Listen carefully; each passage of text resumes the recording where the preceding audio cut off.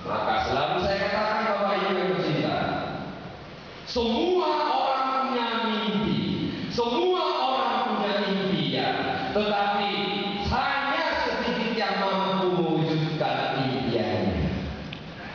Kebanyakan menjadi seorang pemimpi. Apakah Anda mau menjadi pemimpi atau mewujud mimpi?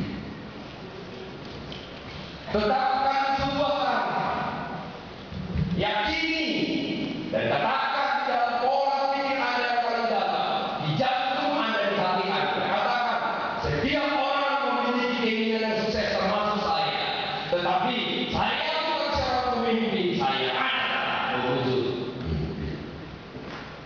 Orang gagal, orang yang ada di jalanan, Anda, saya dan orang sukses, pastilah impian kita semua.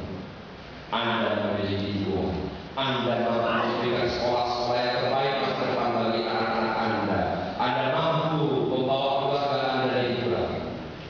Anda memiliki rumah yang nyaman dan besar untuk Anda dan keluarga Anda. Anda tidak masalah dengan makanan yang aman. Ini adalah impian setiap orang. Betul Bapak? Masalahnya apakah Anda mampu mewujudkan itu untuk sampai tujuan Anda, atau Anda hanya tukang mimpi? Maka saya katakan, apa bedanya tukang mimpi dan mewujud mimpi? Mewujud mimpi, jika dia memiliki impian seperti ini, keinginan seperti ini, maka keinginan itu ada di pikirannya, ada di hatinya, ada di jantungnya, dan ada di darahnya Bapak Ibu. Maka dia berpikir dan bertindak untuk mencapai. Itulah mewujud. Tapi seorang pemimpi, jika dia memiliki impian seperti ini, dia memiliki keinginan seperti ini, maka seluruh keinginan itu hanya ada di bibir. Pada saat dia disuruh bekerja bersama dia itu, langsung berpikir mencari alasan agar bisa tahu berdiri. Kalau Anda pernah mendengar apa yang saya katakan, orang gagal otak berpikir, orang sukses otak berpikir. Makanya ada otak sukses, ada otak gagal.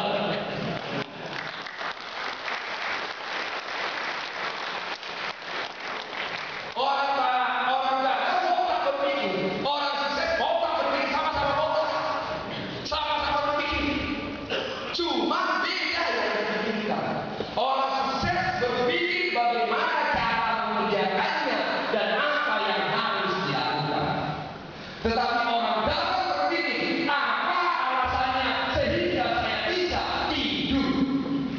Tidak, beda. Jadi kalau kita diskusi kelihatan. Kalau diskusi dengan orang sukses dan diskusi dengan orang gagal. Kalau diskusi dengan orang gagal, ini kalau begini gimana ya Pak? Ini kalau begini gimana ya? Ini kalau begini gimana ya? Ya disodorkan masalah terus. Ini karakter orang yang dia inginkan masalah.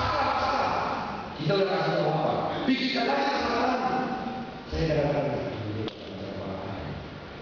dia buang energi berpikir untuk mencari masalah. Kenapa dia tidak buang energinya untuk berpikir mencari solusi? Kerjakan dulu. Ada masalah, hadapi lagi.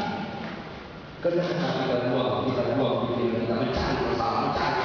Ingat, tidak ada satu apapun yang tidak berisiko. Semuanya dari risiko dan ada masalah.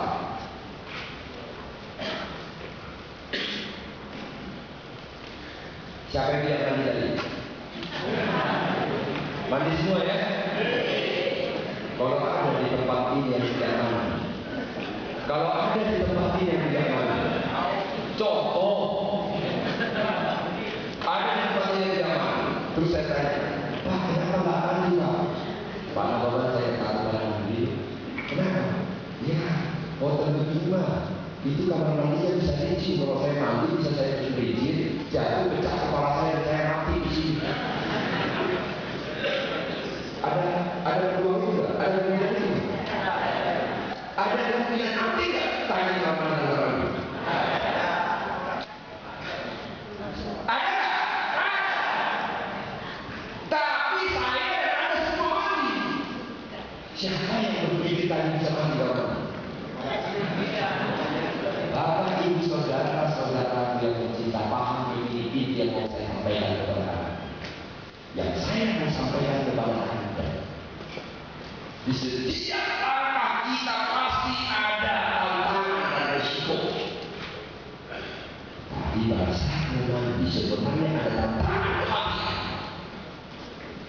Tetapi ini hidup kita ini selalu seperti ini. Di sini ada dua jalan.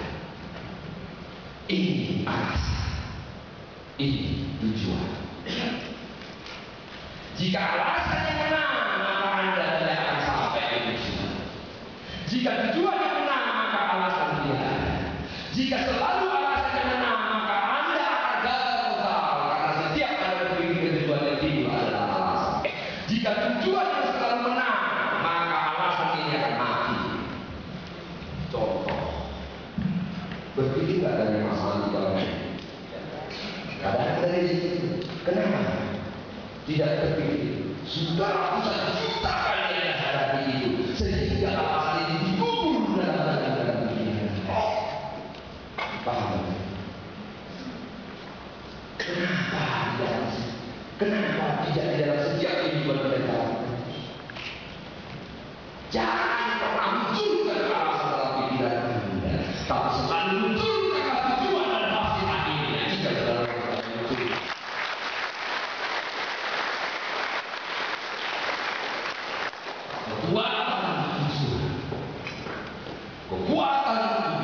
Kekuatan tujuan membuat alasan terminimalisasi.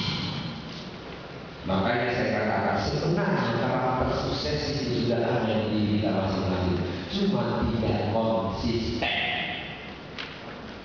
Yang dibutuhkan adalah konsistensi. Contoh kecil. Artinya semua kita di sekolah bisa perlu menghadapi materi tadi sudah ada pengalaman tadi. Dan tidak satu dari kita begitu bisa mati mana-mana. Padahal ada disebutkan berkah dari kita. Kenapa di dalam kehidupan Anda berjuang sampai rumah ini tidak pernah Anda tunggu juara? Contoh prospek. Nanti saya ditolak, nanti saya ditolak. Belum apa-apa ini sih masih berdiri satu mata. Kenapa tidak Anda katakan? Apapun resikonya ditolak atau tidak, kalau disetujui, kalau tidak mau, saya dapat duit besok maka anak saya bisa makan, saya dapat uang. Kalau saya ditolak, minimal saya bisa kena.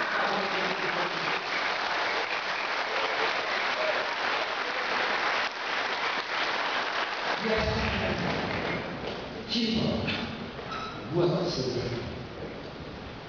Kalau ada seperti kalau saya ditolak,